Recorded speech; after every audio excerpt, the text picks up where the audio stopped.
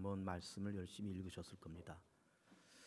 우리 어린이 주일이지만 잠언 말씀을 통해서 또 잠언이 무엇인가 라고 하는 것과 또 어린이들에게 해당되는 그 지혜와 지식은 무엇일까 이런 거를 말씀을 드리고자 합니다.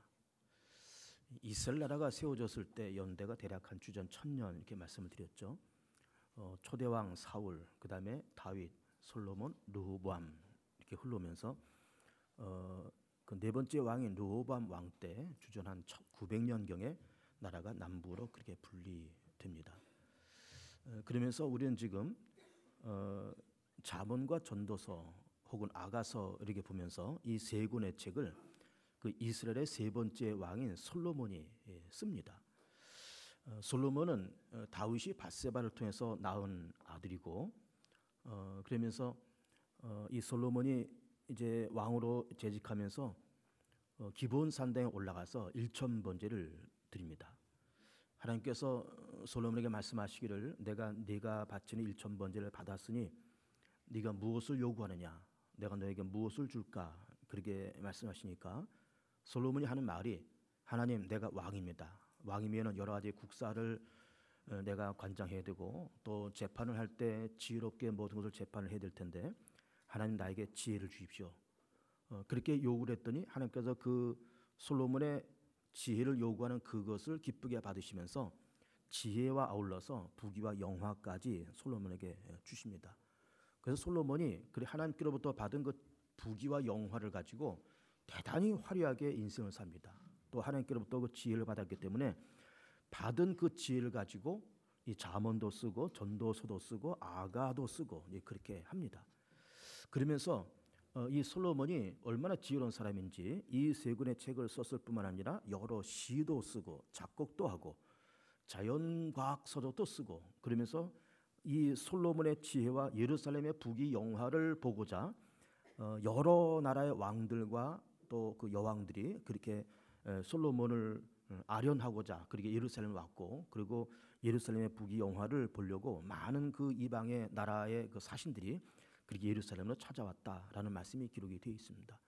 그래서 지난주에 솔로몬을 생각한다라는 말씀을 드리면서 솔로몬이 얼마나 화려하게 그렇게 궁궐을 졌고 얼마나 화려하게 그렇게 왕으로서 재직했는지를 그렇게 말씀을 드렸고 그러면서 이 솔로몬이 그렇게 하나님께로 받은 그 지혜와 명철을 가지고 20년 동안 성전을 짓습니다. 성전 짓는데 7년, 궁궐을 짓는데 13년 해서 20년 동안의 예루살렘 건축을 다 그렇게 짓습니다. 그리고 그 궁궐의 화려함을 보고자 주변에 있는 여러 나라들이 그렇게 구경도 오고 구경 왔을 때 그냥 오겠습니까? 여러 가지 선물들을 가지고 그렇게 오면서 예루살렘은 금과 은과 먹을 것과 모든 의복이 지천으로 널리는 정말로 화려함의 극치를 달리는 그런 성읍이 되었다라고 하는 것을 우리가 볼 수가 있습니다. 그러면서 솔로몬이 이렇게 잠언과 전도서와 아가를 씁니다. 우리는 성경 말씀을 하나님의 말씀이다 이렇게 보고 있지만 하나님의 말씀이지만 하나님이 직접 쓰지 않으셨잖아요. 또 신약 성경을 보면 이것이 예수님의 말씀이고 예수님의 행적이지만은 예수님은 글을 쓰지 않으시고 예수님은 책을 쓰지 않으셨습니다.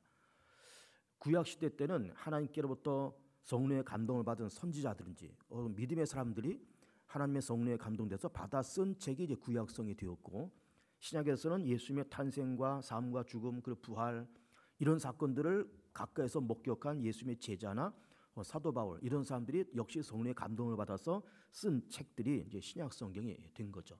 그러니까 하나님의 말씀은 이것이 하나님의 말씀이지만은 사람이 썼기 때문에 그 쓴 사람의 인생관과 그의 경험과 그의 독특한 신앙관이 다분히 녹아 있음을 우리는 볼 수가 있는 겁니다. 우리가 요즘 수요일마다 그 빌립보서를 보고 있는데 빌립보서는 여러 번 말씀드린 것처럼 사도 바울이 로마 감옥에 갇혀 있으면서 빌립보 교회에 보낸 편지 옥중서신이거든요. 그러면서 빌립보서의 주제가 두 가지가 나오는데 첫째는 기쁨이고 두 번째는 자족입니다. 그러니까 기쁨도 자족도 사실 좋은 말이지만 그것도 사도 바울의 경험과 그의 인생의 어떤 경험과 자기의 신앙의 연륜을 통해서 그렇게 나온 겁니다. 감옥에 갇혀 있었지만 나는 그래도 기쁘다. 감옥 안에서 모든 것이 열악한 조건이지만은 나는 풍부에도 처할 줄 알고 빈곤에도 처할 줄 아는 일제와 자족 간의 비결을 배웠다. 그러면서 기쁨과 자족의 비결을 얘기하는 것이 그렇게 빌립보서고, 그것도 역시 사도 바울의 인생 경험을 통해서 그렇게 이야기를 하고 있는 겁니다. 솔로몬도 마찬가지 잠언과 전도서와 아가를 쓰면서 그 말씀을 보면은 참 그 말씀이 지당하고 참 하나님의 말씀이지만 솔로몬 자신의 어떤 개인적인 신앙관과 자기의 삶의 경험이 다분히 그렇게 녹아 있는 거예요. 그래서 우리가 이제 잠언 이제 22장 오늘 본문을 잡아서 읽고 있지만 잠언의 마지막을 보면 이렇게 말씀이 기록되어 있습니다. 솔로몬이 아주 화려하게 인생을 살았잖아요. 1000명의 여인을 같이 살았고, 그리고 어마어마한 그런 부와 영광을 누리면서 그렇게 살면서 고백하기를 고운 것도 거짓되다, 아름다운 것도 헛되다. 다만 여호와를 경외하는 여자가 그 여인이 칭찬을 받는다. 근데 그 말씀도 그 말씀이 지당하지만은 솔로몬이 그렇게 1000명의 여인들과 같이 살아보면서 예쁜 여자도 살아봤고, 똑똑한 여자도 살아봤고, 뭐 몸매 좋은 여자도 살아봤고, 별 여자들과 다 살아봤지만, 그래 고운 것도 거짓되고 아름다운 것도 헛되지만은 결국 여호와를 경외하는 것이 참된 것이고, 여호와를 경외하는 여자가 정말 지혜롭고 하나님께로 칭찬을 받는 여자다. 그렇게 말씀을 하고 있고, 이것이 솔로몬의 경험 속에서 우러난 그런 이야기인 것이죠. 전도서도 보면은 전도서는 헛됨을 얘기했잖아요. 이 솔로몬이 누려볼 걸 다 누려본 사람입니다. 갖고 싶은 것, 먹고 싶은 것, 듣고 싶은 것, 해보고 싶은 것, 소유하고 싶은 것 다 누려보면서 마지막에 헛되다고 하는 것을 얘기하는 겁니다. 그러면서 이것저것을 내가 다 해봤는데 결국은 그 모든 것이 헛되고, 그 헛되다가 하는 것은 참 무의미하고, 그 세상적인 것을 통해서 얻는 기쁨과 그 자족과 세상을 통해서 얻는 그 기쁨이 참 짧고 의미가 없고 덧없다. 그런 걸 얘기하면서 마지막에 무슨 얘기를 하고 있는가 하면은, 내가 이제 일의 결국을 다 말했으니까 사람은 여호와 하나님을 경외하고 그의 말씀을 듣고 지키며 사는 것이 이것이 그 사람의 본분이다. 이렇게 하면서 전도서의 결론을 내리고 있는 거예요. 그것도 결국 이 솔로몬이 그 수많은 인생을 살아보고 수많은 것을 경험해 보면서 이게 덧없다, 의미가 없다, 거기서 얻는 기쁨은 참 유한하고 짧다. 그러면서 여호와를 경외하고 그의 말씀대로 사는 것이 이것이 사람의 근본이다 라고 하면서 자기의 삶의 경험을 통해서 전도서의 결론도 그렇게 내리고 있는 겁니다. 세 번째 서적인 그 아가서를 보면은 아가의 그 아자는 아름다울 아자입니다. 아름다운 노래, 그런 말인데, 그 아가서의 주제는 이런 겁니다. 하나님이 성도를 향한 하나님의 치밀한 사랑, 치밀한 관심, 혹은 세밀한 관심, 세밀한 사랑, 이것이 아가의 주제인 겁니다. 하나님의 성도를 사랑하실 때 얼마나 세밀하게 사랑하시는지, 하나님의 성도들의 관심을 가지시는데 얼마나 세밀하게 관심을 가지시는지를 아가를 통해서 그렇게 얘기하면서, 그것은 이제 솔로몬이 술람이라고 하는 지역에 자기 개인 농장이 있었다는 거죠. 개인 농장 포도원이 있었는데 그 포도원 지기의 딸이 그 술람이 여자고, 그 포도원 지기의 딸과 솔로몬과 사랑의 고백을 나누는 것이 이것이 바로 아가입니다. 그러면서 이 솔로몬이 그 술람이 여인을 보면서 참 사랑하고 예쁘고 참 보고 싶고 그리워하고, 그런 모습이 바로 하나님께서 성도를 향해서 그만큼 사랑하고 섬세하게 치밀하게 사랑하시고 치밀하게 관심을 갖고 있다는 것을 이 솔로몬의 경험을 통해서 아가를 통해서 하나님께서 그렇게 말씀을 하셨다, 이렇게 보는 겁니다. 그러면서 잠언과 전도서, 아가서가 그렇게 솔로몬의 자기의 개인의 삶과 자기의 영성과 삶의 경륜을 통해서 그렇게 우러나고, 또 거기에 성령의 감동을 통해서 쓰여진 책이 잠언과 전도서, 아가다, 이렇게 말씀을 드리고 있는 겁니다. 그러면서 우리는 지금 잠언을 읽으면서 잠언의 주제는 이런 겁니다. 여호와를 경외하는 것이 지식의 근본이고 지혜의 근본이다. 그러면서 이 잠언을 통해서 중요한 세 단어를 찾아볼 수 있는데, 그것은 바로 경외와 지식과 지혜란 말이에요. 경외란 말은 사실은 두렵다는 말입니다. 하나님이 두렵고 동시에 두려울 뿐만 아니라 그 하나님을 의식하는 것, 이것이 바로 경외인 거예요. 그리고 하나님을 의식하고 하나님 두려워하며 살아가는 것이, 이것이 지식과 지혜의 근본이다. 근본이라는 말은 기초다, 출발이다, 시작이다, 그리고 첫 단추다, 그런 이야기인 겁니다. 하나님을 아는 것, 여호와를 경외하는 것이 인생의 기초요, 인생을 살아가는 첫 단추를 끼우는 거다. 그러면서 그것이 지식과 지혜의 근본이다, 이런 말씀을 하시고 있는 겁니다. 그러면은 지금 이제 잠언을 우리가 읽으면서 그럼 지식은 무엇이고 지혜는 무엇일까? 이런 것도 말씀 좀 드리고 보고자 하는 겁니다. 지식은 이겁니다. 지식은 내가 아는 것, 배운 것, 경험에서 습득된 것, 그리고 경험하고 배우고 습득해서 내 뇌 안에 저장된 어떤 기억의 총합, 이것이 지식인 겁니다. 내가 기억하고 알고 습득한 기억의 총합, 이게 지식인 거예요. 그럼 지혜는 무엇인가? 지혜는 내가 알고 있고 저장된 그 지식을 내 삶 속에 적용시킬 수 있는 능력, 분별력, 판단력, 해안, 통찰력, 그리고 어렵고 힘든 자기의 삶을 이걸 헤집고 나오는 어떤 능력, 이것이 바로 지혜인 거예요. 그래서 지식과 지혜를 이렇게 놓고 보면, 우리가 컴퓨터를 이렇게 쓰다 보면 인풋이라는 말과 아웃풋이라는 말이 있습니다. 인풋은 집어넣는 것이고 아웃풋은 꺼내는 거예요. 그래서 지식과 지혜를 굳이 영어로 얘기한다 그러면 지식은 집어넣는 거는 인풋입니다. 내가 학교를 다니면서 배웠습니다, 공부했습니다, 읽었습니다, 외웠습니다, 이걸 머릿속에 집어넣잖아요. 인풋된 어떤 정보, 인풋된 정보의 총합, 이것이 바로 지식인 거예요.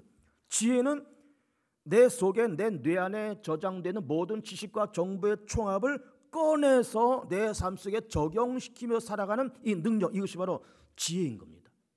그래서 지식과 지혜를 우리가 그렇게 얘기하고, 그럼 왜 성경에서는, 특별히 잠언에서는 지식이라는 말과 지혜라고 하는 말을 잠언을 통해서 그렇게 강조하고 있을까? 거기는 분명히 이유가 있는 겁니다. 괜히 지식 말씀하신 것이 아니고, 괜히 지혜 말씀하신 것이 아니라, 거기는 그렇게 할 수밖에 없는 어떤 이유가 있는 겁니다. 왜 그런가 하면은, 지식을 말씀을 드리는 까닭은 사실은 우리나라만 해도 사실은 고학력 사회가 되었습니다. 우리나라는 고등학교를 졸업한 학생들 가운데서 적어도 한 70% 이상은 대학을 들어갑니다.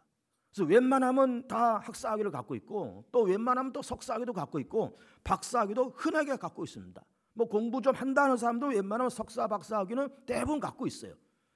그래서 지금은 우리나라 사회만 해도 고학력 사회요, 고지식 사회입니다. 그러면서 최근에는 인공지능을 얘기하고, AI, 인공지능을 얘기하고 4차 산업혁명을 흔히 요즘 얘기하고 있습니다. 그만큼 고지식 사회, 고정보화 사회가 되었다 그 말이에요. 그럼 그 말은 뭔가 하면, 사람들이 지금은 아는 것이 많고 똑똑하고 영악하다 그 말이에요. 영악하고 똑똑하고 아는 것이 많은데 정작 알아야 될 것은 모르고, 정말 알아야 될 것은 모르고, 몰라도 될 만한 것은 너무 많이 아는, 뭔가 이게 균형이 잡혀져 있지 않은 불균형된 그 현대인들의 모습을 보시면서 지식이라는 말씀을 하시는 겁니다. 사람들은 고학력 시대고 초정보화 시대, 초지식의 사회지만 정말 알아야 될 것을 몰라요. 인간은 3대 무지 속에 빠져 있고 3대 악재 속에 빠져 있습니다. 3대 무지가 뭔가 한번 얘기를 해볼게요. 말씀드린 것처럼 지금은 고학력 사회고 고지식 사회지만은 정말 알아야 될 세 가지를 사람들은 대부분 모릅니다. 그것이 뭔가 하면, 첫 번째는 하나님에 대한 존재를 모릅니다. 하나님이 살아계시고, 하나님이 온 우주 만물의 창조주이시고, 하나님께서 세상을 창조하실 때 빛이 있으라 말씀하시고, 육지와 바다가 생기라 말씀하시고, 식물은 번성하라 말씀하시고, 모든 어류들은 바다에 충만하라 말씀하시고, 모든 동물들은 땅에 충만하라 말씀하시고, 사람을 만드시고 그의 생기를 불어넣어서 생명이 되었고 하나님의 형상으로 사람을 만드셨다는 이 하나님의 존재와 하나님의 창조의 세계를 모르는 무지가 우리 인간의 삶 속에 그렇게 있는 겁니다. 그 우리는 초정보화 사회와 초지식의 사회를 살아가면서, 초학력의 사회를 살아가면서 정말 하나님이 살아계시고 하나님께서 세상을 창조하셨다는 것을 공교육이 되었던 사교육이 되었던 이걸 말하지 않습니다. 가르쳐주지 않습니다. 우린 대부분 고등학교를 나왔습니다. 웬만하면 대학을 나온다 그랬습니다. 우리가 그렇게 대학을 나오고 고등학교를 졸업했지만은 그런 공교육에서 하나님이 살아계시고 하나님 말씀을 세상을 창조하셨다고는 이 놀라운 지식을 가르쳐주는 학교나 가르쳐주는 사교육은 이 세상에 존재하지 않습니다. 모릅니다. 그러면 모르면 사람이 어떻게 되는가 하면, 모르니까 무식해지고, 모르니까 엉뚱한 소리를 합니다. 모르니까 헤맵니다. 모르니까는 방황합니다. 여기서 부산을 갈 때 KTX를 타고 가든지 비행기를 타고 가든지 아니면 내 자동차를 몰고 가면서 경부고속도로를 쌩 하고 달려가면 한 4-5시간이면 도착하고, KTX 타고 쌩 가면 한 2시간 내지 2시간 반이면 부산을 도착합니다. 요즘은 참 교통이 좋은 시대에 살아가고 있습니다.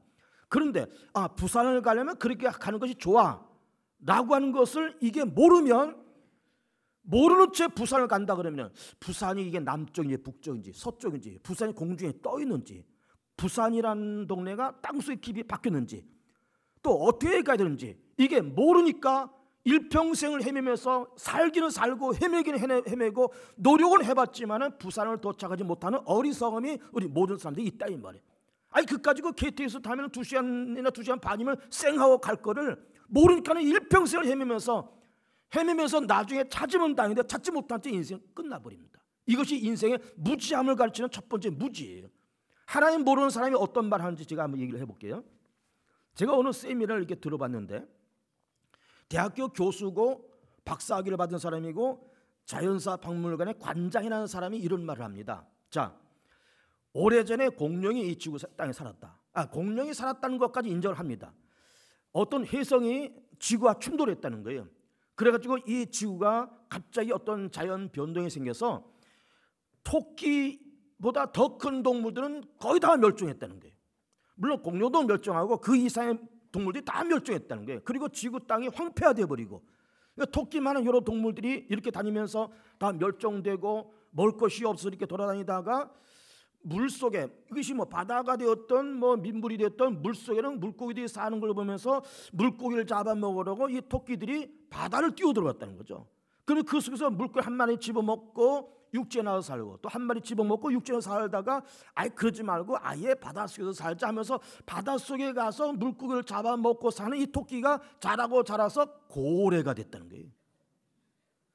이게 자칭 대학교 교수와 박사학위를 받은 사람이 자연사 박물관 관장하는 사람이 그런 말을 하는 거예요. 그 어떻습니까? 많은 것을 깨달았고 많은 것을 배웠지만은 정작 하나님의 살아계신 하나님이 창조된 세계를 모르니까 이렇게 엉뚱한 소리를 한다 이 말이에요. 엉뚱한 소리를 합니다. 두 번째 무지는 뭔가 하면은 사람은 자기 자신을 모른다는 겁니다. 자기가 하나님께로부터 지음받은 존재라는 것을 모른다는 거죠. 그냥 우연히 우리 어머니가 날 낳아서 그냥 살았고 내가 한 70년 80년 뭐 그렇게 살다가 그냥 떠나겠지 이것이 삶이겠지 라고 그렇게 생각하지만 물론 어머니가 날 낳았지만 나라고 하는 존재는 하나님의 기막힌 피조물이고 하나님이 내 코에 생기를 불어넣은 생명이 된 만물의 영장이고 하나님의 형상으로 지음받은 존재고 나는 육체만 있는 것이 아니라 인간은 그 속에 영혼까지 존재한다 이 말이에요.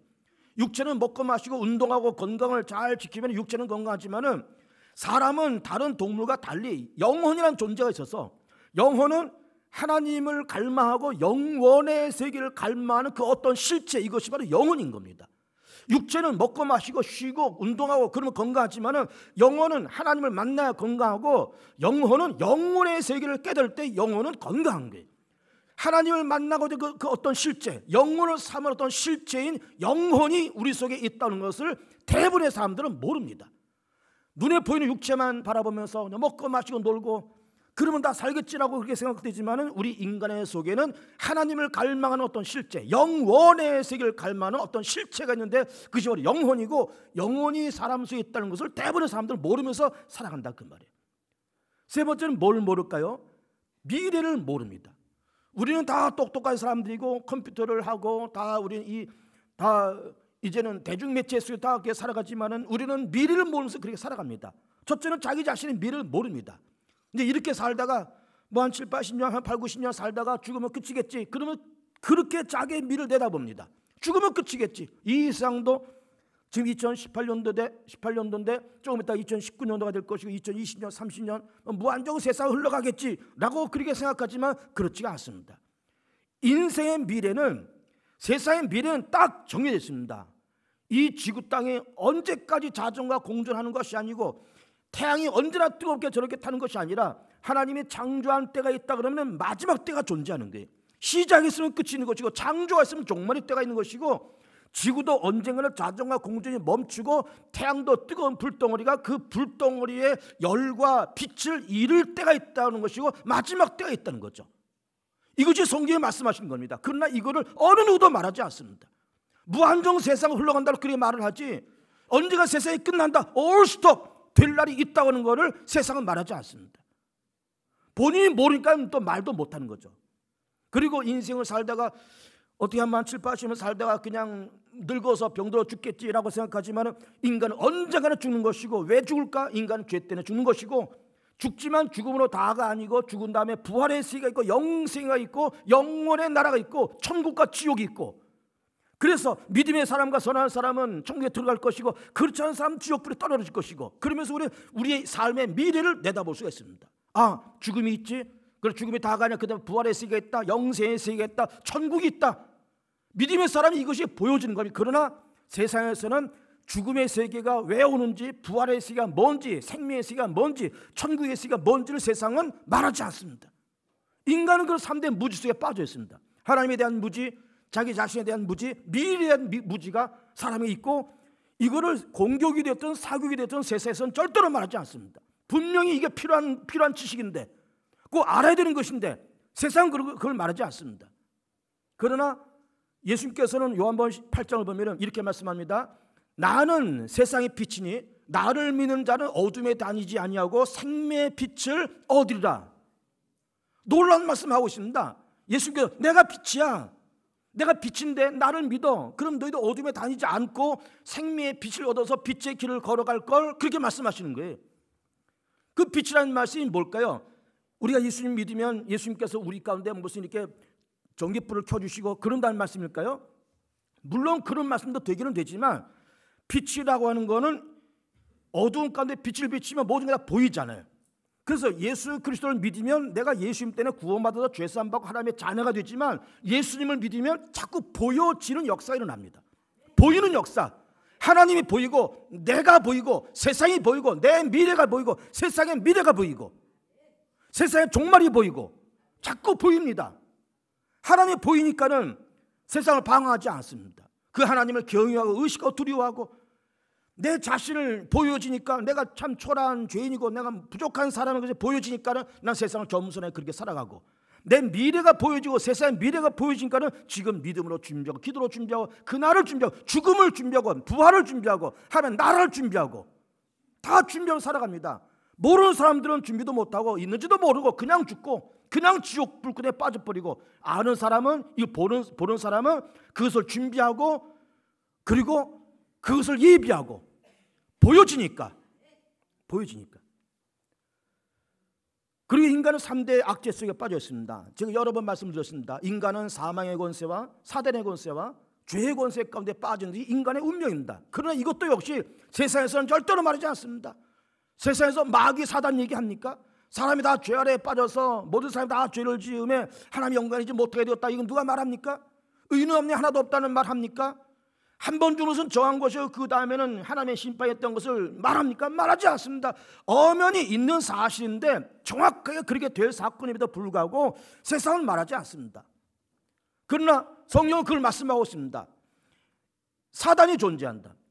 마귀라는 사단이 두루다니면서 그 산길자를 찾고자 다니면서 죽이고 뺏고 멸망시키고 이간질시키고 실망시키고 낙심시키고 좌절하게 만들고 자살을 만들고 실패하게 만들고 모든 걸 포기하게 만들고, 그러는 사단의 존재가 있다고 하는 것이고, 이 사단이 세상 모든 사람들을 누르면서 사람들은 자기도 모른 채 사단한테 미혹당해서 죄짓고 사단한테 미혹돼서 뺏기고 죽이고 멸망당하는 일을 사람들이 이렇게 살고 있더라 그 말이에요. 그리고 사람은 죄가운데 빠졌다고 하는 것을 세상은 또 말하지 않습니다. 모든 사람의 죄를 범하며 하나님 영광이지 못하고 의인 없는 하나도 없고 모두 다 치우쳐 다 무익한 존재가 되었다는 것을 세상은 말하지 않습니다. 사람이 왜 죽을까요? 늙어서 죽고 병들어 죽고 사고당해서 죽고 여러 가지 모습으로 죽겠지만은 사실은 사람이 죽는 결정적인 이유는 죄 때문에 죽는 겁니다. 죄가 누적되어서 더 이상 견딜 수 없을 만큼 이게 임계치가 도달했을 때 뻥 하고 터질 때 그것이 바로 죽음인 거예요. 죄가 누적되어서 죽는 것이 죽음인 겁니다. 모든 사람은 그런 누적되는 죄가 있다는 거죠. 인간은 죽을 수밖에 없는 죄가 있다는 거죠. 그래서 사람은 사망의 권세에 빠져 있다는 겁니다. 죽지 않을 사람은 없습니다. 사람은 다 죽습니다. 왜 죽을까요? 조금 전에 말씀드린 것처럼 죄 때문에 죽는 건, 하나님 모르니까 죽는 것이고, 죄가 있어 죽는 것이고, 죄사함 받지 못해서 죽는 것이고, 거듭나지 못해서 죽는 것이고, 사단에게 눌렸으니까 죽는 것이고. 그래서 인간은 사단의 권세와 죄의 권세와 사망의 권세에 빠져 있고, 동시에 하나님에 대한 무지, 자기 자신에 대한 무지, 자기 미래와 세상의 미래에 대한 무지가 있어서 사람은 죽는 거예요. 망하는 거예요.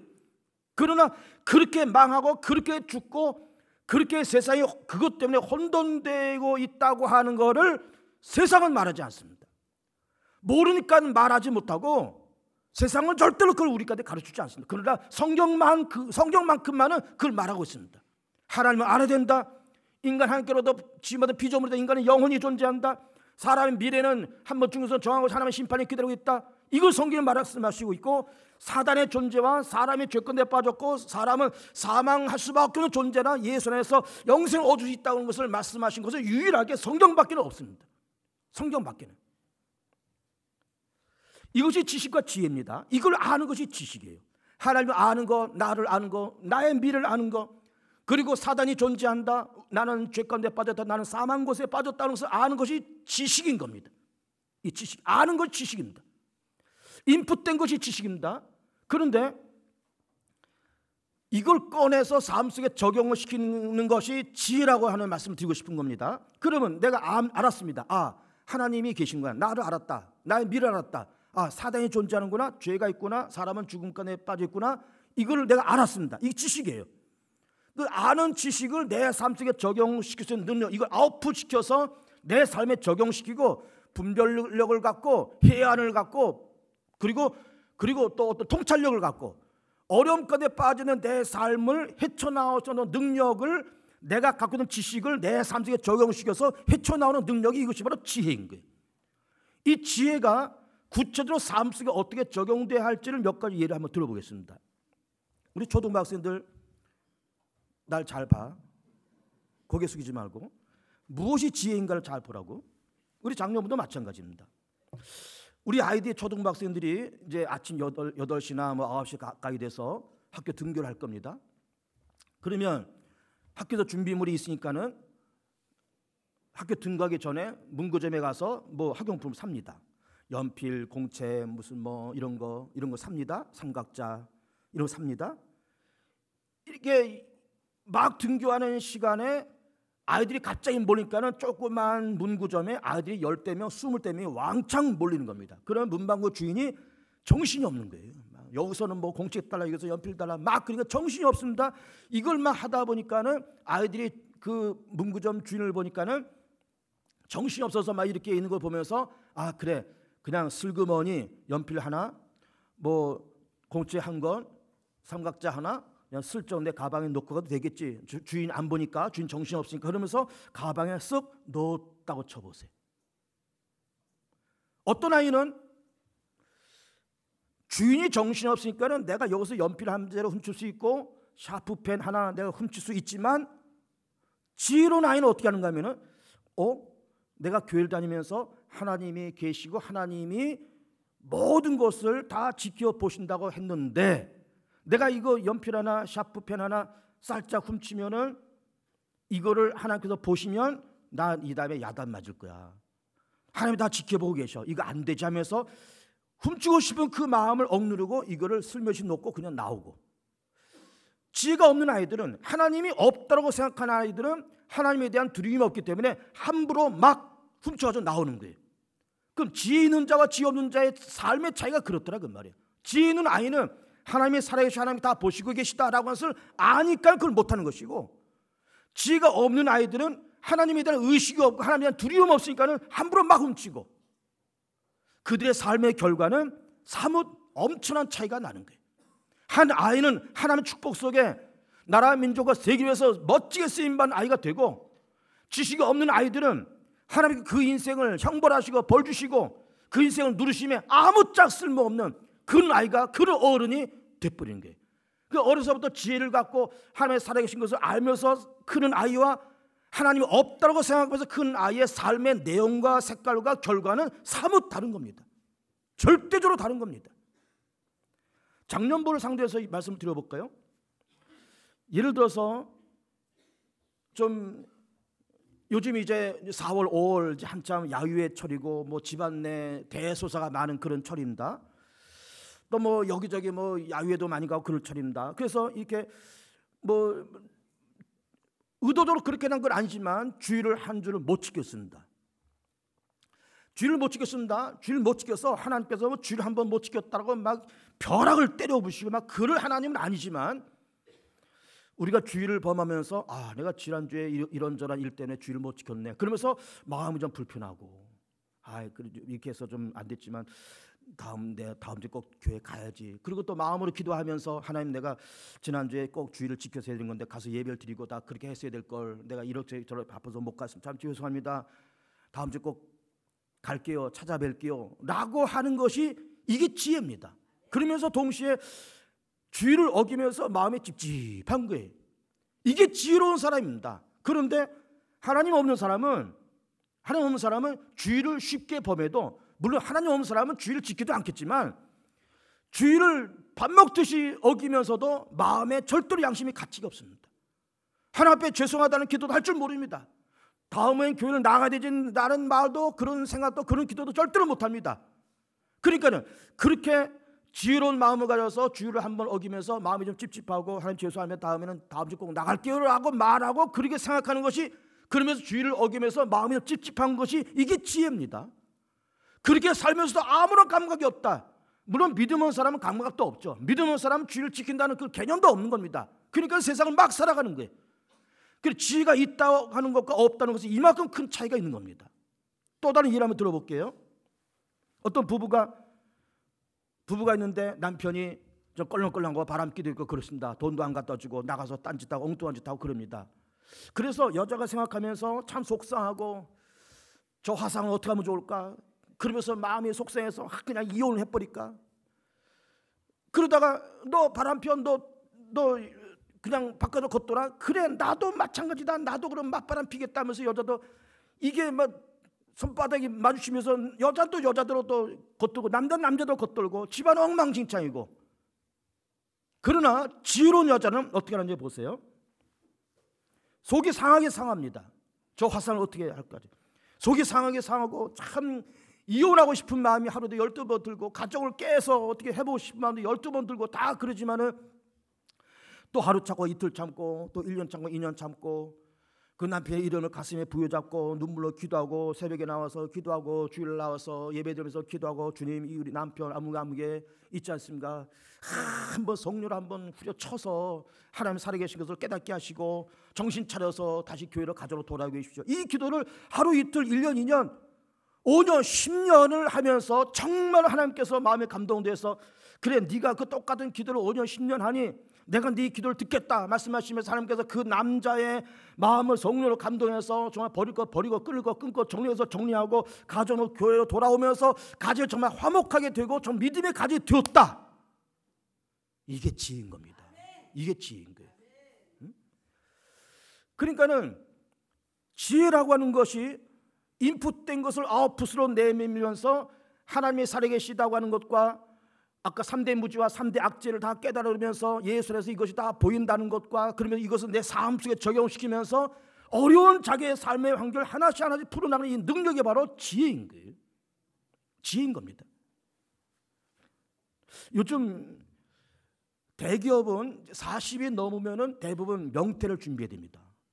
중소기업도 40 중반 내지 50 가까이 가면 명퇴를 준비해야 됩니다. 그러면 40 중반이나 50대라 그러면 사실은 한참 일할 때입니다. 근데 한 가장이 이제 아이들은 막 중학교 다니고 고등학교 다니고 이제 대학교만 들어가고 돈이 한참 들어갈 때 이게 퇴직을 해버리니까는 이게 가정에 어려움을 찾아오잖아요.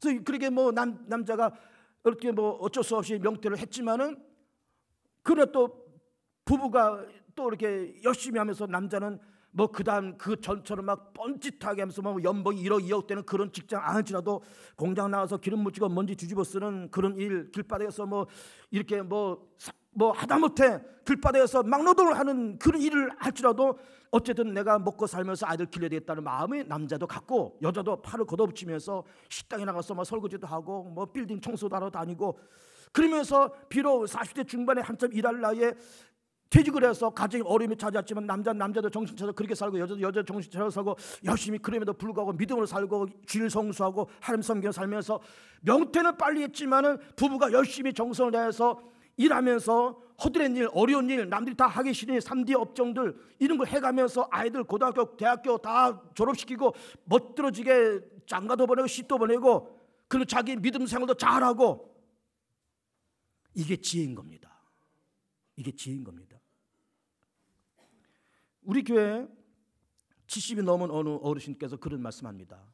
참 개인적으로 어려운 일도 많았고 또 당신도 참 쓸 돈이 많은데 자식들한테 뭐 손 벌리기 싫고 그래가지고 70이 넘은 이 양반이 어쨌든 뭔가 아르바이트를 하셨다는 거예요. 어떤 아르바이트를 했는지는 제가 물어보지 않았지만 뭔가 하셨다는 겁니다. 뭐 이렇게 저렇게 그래도 막 일하는 것이 있었는지. 노인들은 무임승차 하잖아요. 지하철 무임승차 하잖아요. 그래서 노인들이 그 지하철 타면서 택배를 하는 것이 있습니다. 택배를. 그 교통비가 안 되니까 그런 걸 노인들이 하시고 다 그럽니다. 어쨌든 뭔가 이렇게 일을 해서 한 달에 뭐 1, 20만 원 이렇게 벌어서 한 달에 그까지 1, 20만 원이 무슨 돈이 되겠습니까? 2, 30만 원 벌어서 그걸 가지고 용돈을 쓰고 자식들에서 손을 안 벌었다는 거예요.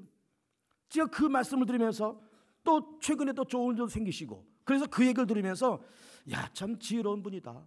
연세는 높으셔서 70이 넘으셨지만 참 지혜로운 분이다. 참 건강한 분이다. 그런 생각을 했습니다. 그런 생각을. 그러니까 지혜라고 하는 거는 내가 알고 있는 것, 인풋된 내 머릿속에 저장된 모든 지식의 총합이 지식이라 그러면은 이걸 꺼내서 통찰력과 분별력과 해안과 상황을 판단하고 자기 어려운 상황을 하나씩 풀어 헤쳐나가는 이것이 바로 지혜인 겁니다. 그 지혜는 누구한테 찾아오느냐? 여호와를 경외하는 자에게, 예수 그리스도를 아는 자에게, 진실되게 하나님과 일대일로 대면해서 하나님 앞에 자기 자신을 내놓고 하나님의 말씀대로 살고 정말 전도서와 자문의 주제인 것처럼 고운 것도 거짓되고 아름다운 것도 헛되나 여호와를 경외하는 여인이 칭찬을 받고 내가 모든 것을 다 말했으니 이제부터 여호와를 경외하고 그의 말씀대로 사는 것이 이것이 사람의 본분이라고 하는 이 자문과 전도서의 결론을 깨달으면서 열심히 살고 믿음 생활도 잘하시고 기도 생활 열심히 잘하시면서 빡시기도 놓치지 않고 열심히 하시면서 응답받고 삶 속에 평안함이 넘치고 하나님의 은혜와 하나님의 응답의 축복이 항상 차고 넘치는 복된 교우들, 지혜로운 교우들, 지식이 넘치는 교우들 되시기를 축복합니다. 기도합니다.